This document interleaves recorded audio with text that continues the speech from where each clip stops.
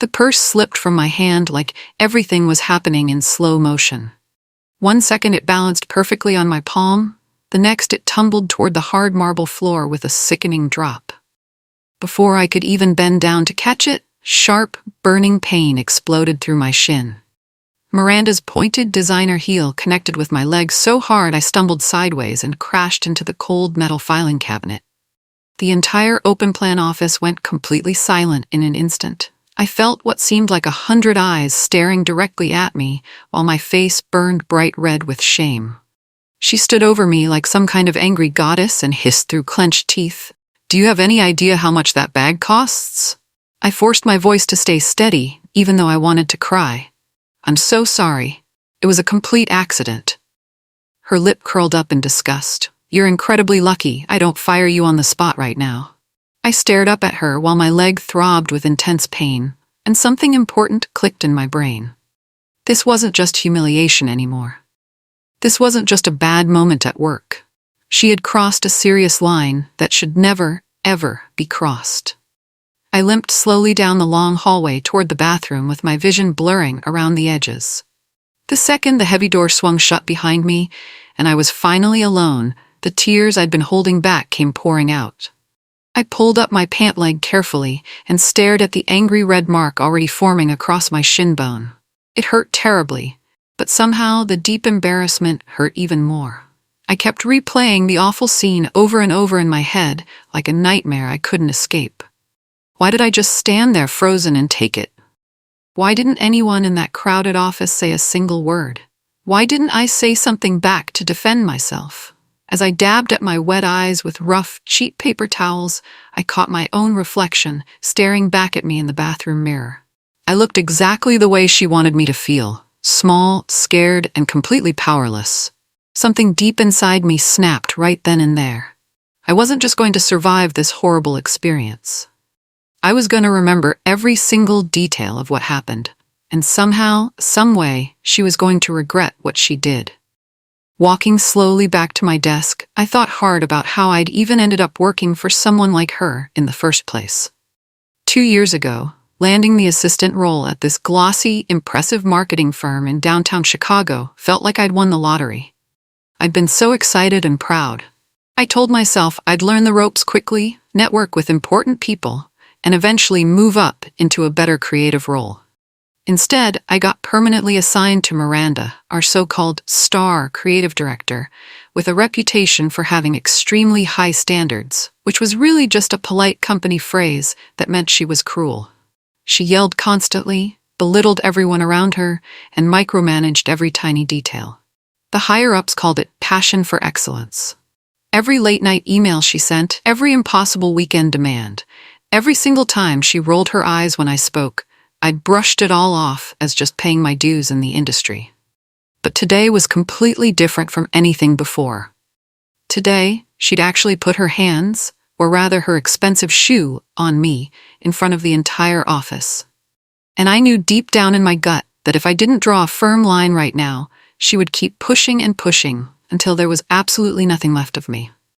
When I finally sat back down at my desk, the air around me felt weirdly thick and heavy with tension. People all around me pretended to focus hard on their computer screens, but I could definitely see the quick side glances they kept shooting my way. One of the graphic designers, Marley, slowly rolled her office chair a little bit closer to mine. "Are you okay?" she whispered, her brown eyes wide with obvious concern and worry. "I'm fine," I lied automatically, even though my leg was throbbing painfully under the desk. "She really shouldn't have done that to you," Marley said quietly, barely loud enough for me to hear her words. "You know that's not okay, right?" I just shrugged my shoulders because what else could I possibly do about it? Complain to someone and get labeled as difficult or a troublemaker? As Miranda barked sharp orders from her fancy glass office like absolutely nothing had even happened, one clear thought cut through all the fog in my confused mind. There were witnesses to what happened. More than 20 people had seen everything. And more important than that, I suddenly remembered the small, black half-dome security camera mounted on the ceiling. The hallway camera had captured it all. At lunch break, I took the long way around through the building to walk back to the exact hallway where the incident had happened. I stood directly under the security camera and stared straight up at the tiny glass lens embedded in the ceiling. Had it really seen everything that happened? The falling purse, the violent kick, the way I stumbled and crashed, my stomach twisted with a strange mix of desperate hope and creeping fear. Evidence meant this wasn't just my word against hers anymore, but it also meant acknowledging out loud that what happened was serious enough that I actually needed solid proof to be believed. I spotted Antonio, the building security guard, walking past, and tried my best to sound casual and normal. "Hey, quick question. How long does your system keep the security footage?" He scratched his chin thoughtfully. "About 30 days, usually. Sometimes a bit longer." "Why do you need to know?" My heart started beating noticeably faster in my chest. "Oh, no real reason," I said quickly. Probably too quickly. "Just curious about how it all works." But as I walked away down the hall, I knew deep down that security footage might be the only thing standing between real justice and everyone simply pretending it never happened at all. The very next morning, Miranda summoned me into her private office with a clipped, cold message. "We need to talk immediately." I sat down nervously across from her while the clear glass walls made me feel like a trapped fish in a tank. She folded her arms tightly across her chest. "Yesterday was completely unacceptable," she said in an icy voice. My stomach immediately dropped straight to the floor. "I know," I started saying. "Dropping your expensive purse was so careless of me," and she cut me off fast and sharp. "I'm talking about your dramatic reaction. You embarrassed me badly in front of my entire team. You made it look like I did something terrible and violent."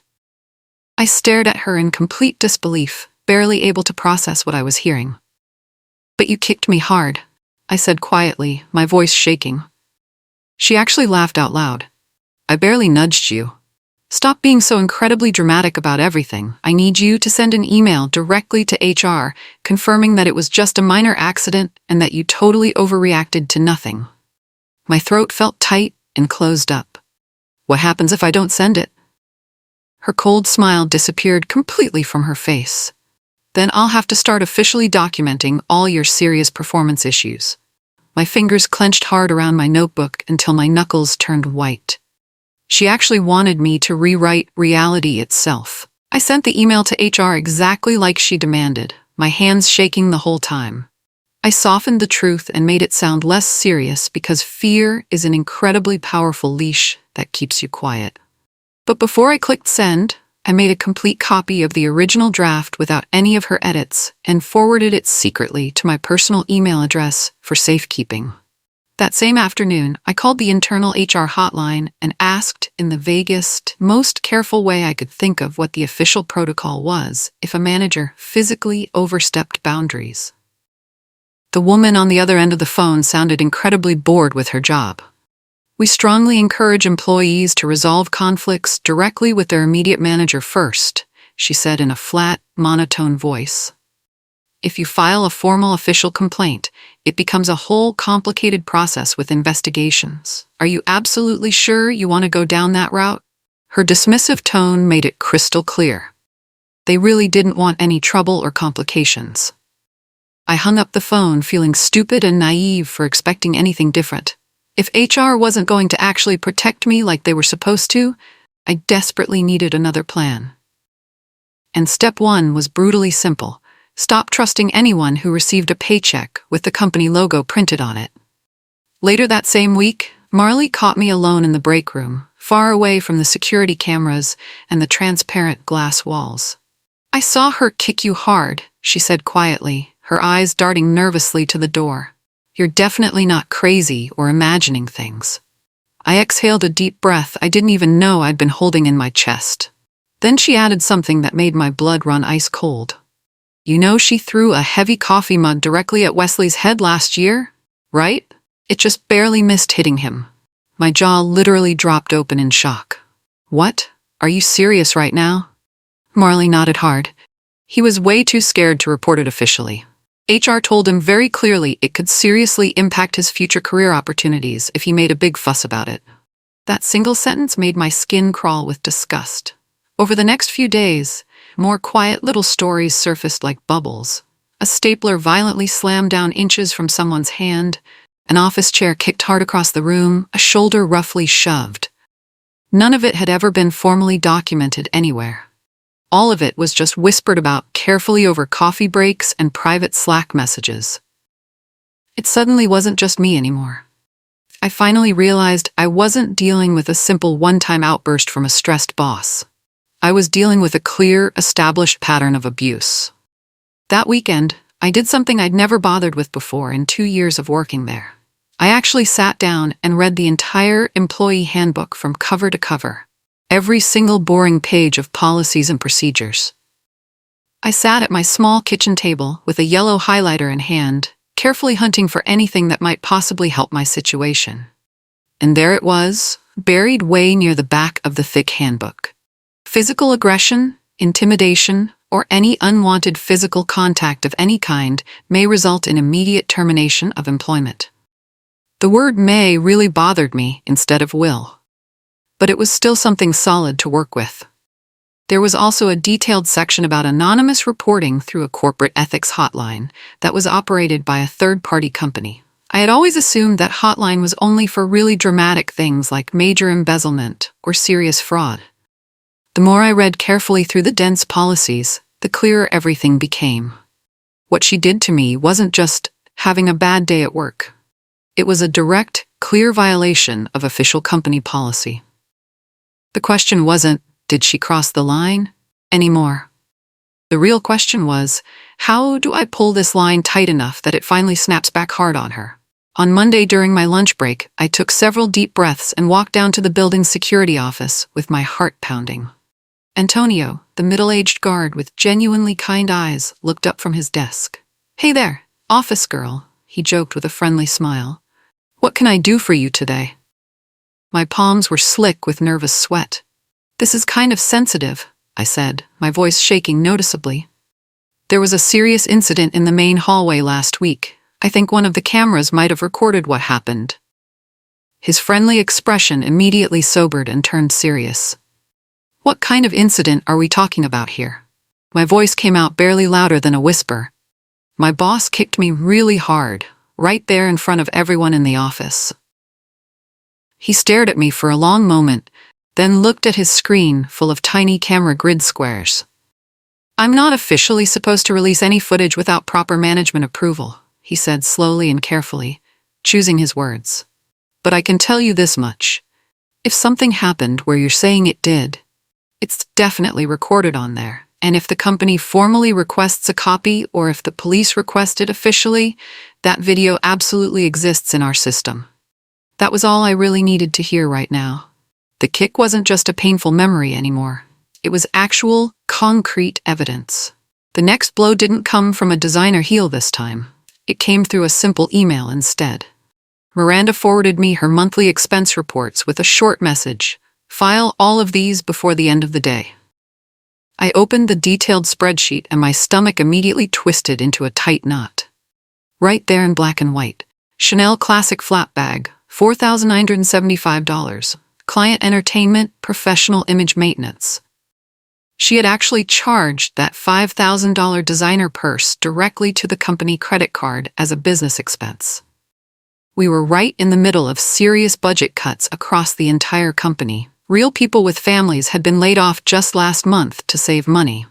And here she was, casually claiming a luxury fashion purse was somehow a necessary business expense. Suddenly, that violent kick wasn't just about her massive ego or her terrible temper anymore. It was connected to something much bigger and darker. She used company money, her position of power, and fear like actual weapons against everyone around her. I hovered my mouse over the submit button for a long moment, then quietly saved a complete copy of the expense report to a new folder on my computer desktop. I named it something boring: Q2 Admin Files. But I knew I'd be renaming that folder something much more important very soon. Later that afternoon, I accidentally bumped into Briggs from the IT department near the elevators. We weren't really close friends, but we joked around enough over the past several months that I felt reasonably safe talking to him. He noticed immediately that I was limping slightly. "You doing okay?" he asked with genuine concern in his voice. Tripped over my own dignity, I said, trying hard to make a dark joke out of my pain. He laughed a little, then lowered his voice significantly. You're not the first person she's done something to, you know. My heart immediately started racing in my chest. What do you mean by that? He glanced around carefully to make absolutely sure no one else was listening, then said quietly, I can't say too much, but I see things in the computer system. Deleted emails that I can still find, files that suddenly get renamed. HR requests specifically asking for certain conversation threads to be permanently erased from the servers. It's always connected to complaints about her. My throat went completely dry. So there were actual official complaints before mine? He gave me the tiniest, most careful nod. More than one complaint over the years. The elevator arrived with a ding, and he stepped inside quickly. Just before the metal doors slid closed, he added seriously, if you ever decide to do something about this situation, don't try to do it completely alone. That night, I deliberately stayed late at the office long after everyone else had gone home. Not because I wanted to impress anyone with my dedication, but because I desperately needed to protect myself. I went through my entire work email inbox carefully, dragging every single mean message, every impossible and unreasonable demand, every angry note where she'd written things like, "Do you even have a functioning brain?" into a special folder. I called it Archive 2023 so it wouldn't look suspicious if anyone checked. Then I exported absolutely everything to a password-protected USB drive and emailed complete copies to my personal email address as backup. I took detailed screenshots of Slack messages where other coworkers had carefully hinted at being genuinely afraid of her temper. I even went into the bathroom and took a photo of the ugly bruise on my shin, the purple and sickly yellow mark looking absolutely awful under the harsh fluorescent lights. For the first time since this whole nightmare started, I didn't feel like I was crazy or overreacting to nothing. I felt like I was actually building a solid case against her. When I finally shut down my computer and gathered my things to leave the empty office, I whispered to myself in the darkness, "You're not crazy, and you're definitely not helpless anymore." It didn't take very long for her to somehow sense that something fundamental had changed between us. Bullies always seem to figure it out eventually. The very next week, she started copying upper management on incredibly petty emails, criticizing my poor attention to detail and lack of focus. She deliberately stopped inviting me to important meetings I'd always been required to attend before. She assigned me an absolutely impossible deadline for finishing a major client presentation, then loudly questioned my basic competence in front of others when I asked for reasonable help or clarification. Each individual move was small enough to dismiss or brush off on its own, but together they formed an extremely clear pattern. She was systematically building a case to make me look like the problem employee who couldn't do the job. One afternoon, she slammed a thick folder down onto my desk so violently that papers flew everywhere and hissed directly at me, "Don't test me." That's when I realized something really important. She wasn't just dangerous anymore. She was actually scared of something. People don't desperately try to rewrite history unless they feel the truth getting closer and closer to catching them. And the truth was definitely coming for her now. I finally called the ethics hotline on a Tuesday night while sitting cross-legged on my bedroom floor with my phone on speaker mode. My hands shook uncontrollably the entire time. A calm, professional voice answered and patiently explained exactly how the whole process worked. "You can file your report completely anonymously if you prefer," they said. "We'll carefully document everything you tell us and send it to the appropriate people at your company for investigation." I told them absolutely everything: the violent kick, the constant verbal abuse, the direct threats, the fraudulent expense report, the other employees who'd been hurt before me. My voice cracked and broke when I described the cold way she looked at me like I was property she owned. They asked me for very specific dates, exact times, and full names of people who'd witnessed things happen. I gave them every single detail I could possibly remember. When I finally hung up the phone, I expected to feel immediate relief wash over me like a wave. Instead, I just felt exposed and vulnerable and scared. I had just lit a fuse on a dangerous bomb. I had absolutely no idea how long that fuse actually was or what would violently explode when it reached the end.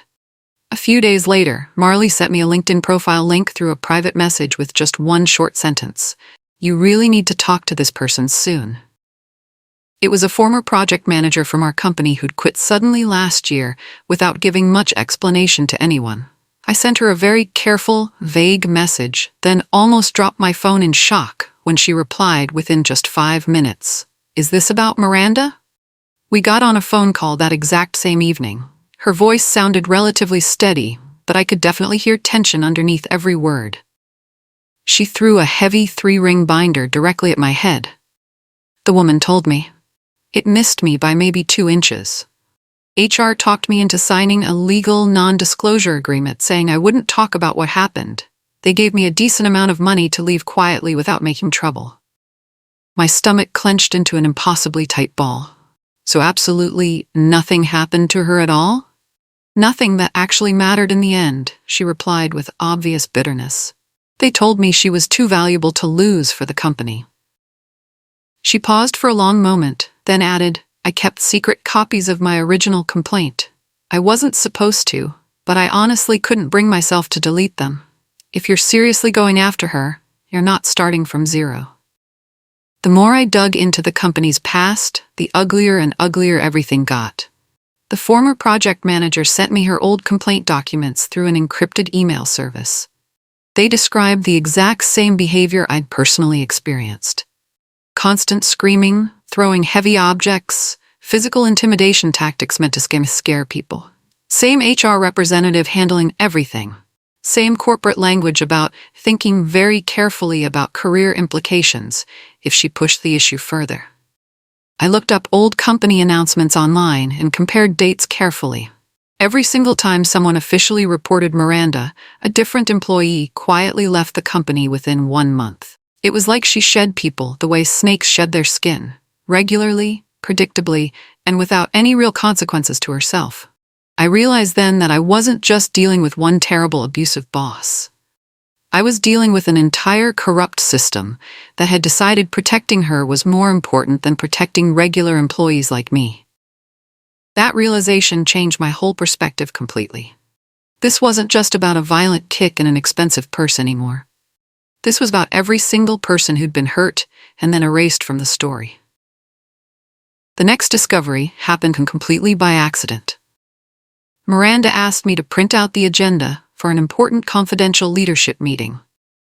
While the office printer slowly churned out pages, an email preview suddenly flashed across her computer screen. It was from someone in the legal department with a subject line that made my heart stop. "We need to discuss recent hotline activity regarding your department immediately." My pulse hammered loudly in my ears. The anonymous report had reached them. I definitely wasn't supposed to see that private email, but I did. And then I noticed something else even more interesting. A forwarded message at the very bottom where the general counsel specifically mentioned potential escalation to the audit committee if pattern can be clearly verified.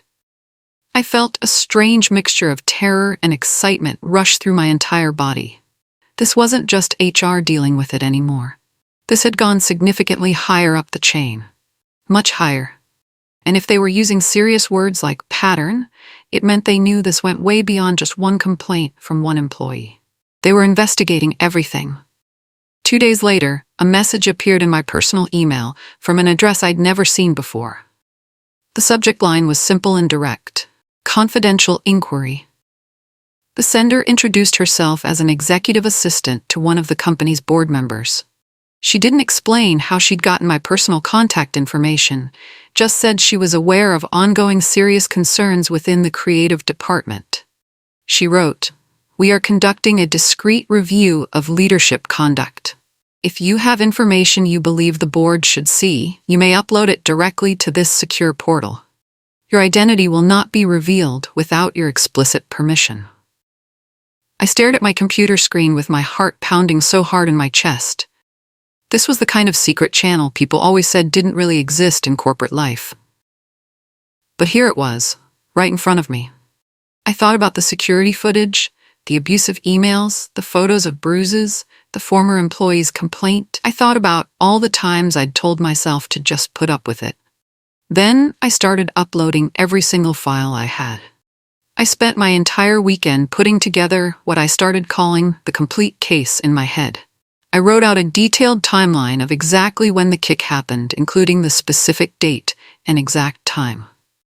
I included clean copies of the expense report, clearly showing the Chanel purse charged as a business cost. I added screenshots of abusive messages she'd sent me over months. I attached the former employee's complaint she'd secretly saved. I included written statements that Marley and Wesley were brave enough to sign. I also made absolutely sure to note the exact location of the hallway security camera and explain the building's 30-day footage retention policy in detail. I didn't know if the board could directly request that video themselves, but I made it completely impossible for them to claim they didn't know it existed. When I finally clicked the submit button, I sat back in my chair and stared at my laptop screen, my whole body trembling. I just handed them a loaded weapon. All they had to do now was choose to fire it. The following week, the whole energy in the office shifted dramatically. Company leadership walked around much more often, their voices quieter, their eyes sharper, and more watchful. Miranda pretended not to notice anything different, but her jaw stayed clenched so tight I could literally see the muscle twitching. Then she made her final power move. "We need to discuss your account access immediately," she said one afternoon, shutting her office door behind me with a sharp click. "IT flagged unusual activity coming from your login. External file backups, document exports. That's a serious violation of company policy." My mouth went bone dry. She smiled slowly, coldly. "I could have you fired for that right now, you realize, unless you tell me exactly what you've been doing and who you've been sharing confidential information with." It hit me like a punch. She knew something was happening, and she was desperately trying to scare me into showing my hand. My heart raced, but I heard my own voice say, "If you think I broke a policy, take it up with legal." Her eyes narrowed. For the first time, she looked uncertain. 2 days later, Briggs appeared beside my desk looking unusually serious. "They imaged your entire laptop," he said quietly, checking to make sure no one was listening. My stomach dropped straight through the floor. "What did they find?" I whispered back. He glanced quickly at Miranda's glass office, then leaned even closer. "They weren't looking for evidence against you. They were looking for evidence against her. And they found a lot." I blinked in complete shock. "What?" He nodded slowly. "Deleted email chains, direct instructions to HR telling them to make complaints disappear, expense approvals," she faked. "Oh, and she tried to permanently delete an entire folder the exact same day that anonymous hotline report got filed. IT logs absolutely everything. They traced it straight back to her credentials." A weird, dizzy sense of relief washed over me. I'd been preparing for my own destruction, only to discover the spotlight had shifted. "They put her on administrative leave," he added. "She's telling people it's for personal reasons, but nobody's buying it." For the first time in months, I realized I was breathing normally. We all received the same calendar invitation at exactly the same time. All staff creative department meeting, mandatory attendance. The conference room felt way too small and way too bright. The CEO was there in person. So were multiple lawyers, HR representatives, and 2 board members I'd only ever seen in recorded company videos. Miranda sat at the far end of the long table with her arms folded tight, her face like frozen stone. The CEO spoke first in a grave voice. "We've been made aware of serious misconduct within this department," he said clearly. The lawyers laid out their findings one by one. Security footage of her kicking me, multiple employee reports spanning 2 years, falsified expense reports including the Chanel purse, active interference with HR complaint processes. As they spoke, her face went from pale white to flushed red to something almost wild-looking. "This is a complete witch hunt," she snapped loudly. "They're all just bitter, jealous, and incompetent." The CEO cut her off sharply. "That's enough." The entire room fell into shocked silence. "Your behavior does not reflect this company's values. Effective immediately, your employment is terminated." She grabbed her bag, that Chanel purse, and stormed out, slamming the door. Nobody followed. A few hours after the meeting, I was asked to come to a small, private conference room. HR, legal representatives, and the CEO himself were all waiting for me. My hands shook as I sat down. First and most importantly, the CEO said, looking directly at me, "We owe you a sincere apology." He didn't try to make excuses. He admitted they had failed to act soon enough, that previous complaints hadn't been handled the right way, that people had been genuinely hurt. They offered me several options: a formal written apology, a financial settlement, paid time off to recover, and coverage for therapy sessions. It felt completely surreal sitting there while they acknowledged things I'd been doubting for months. I told them I appreciated the apology more than they knew, but I didn't want to become the poster child for their damage control efforts. I wanted something simpler: the freedom to decide my own future. "I'm resigning," I said, my voice steady. For a second, they looked startled. Then the legal representative nodded slowly. "We'll support that decision," she said quietly. Walking out, I felt lighter than I had in years. I wasn't crawling away defeated. I was walking out, standing tall.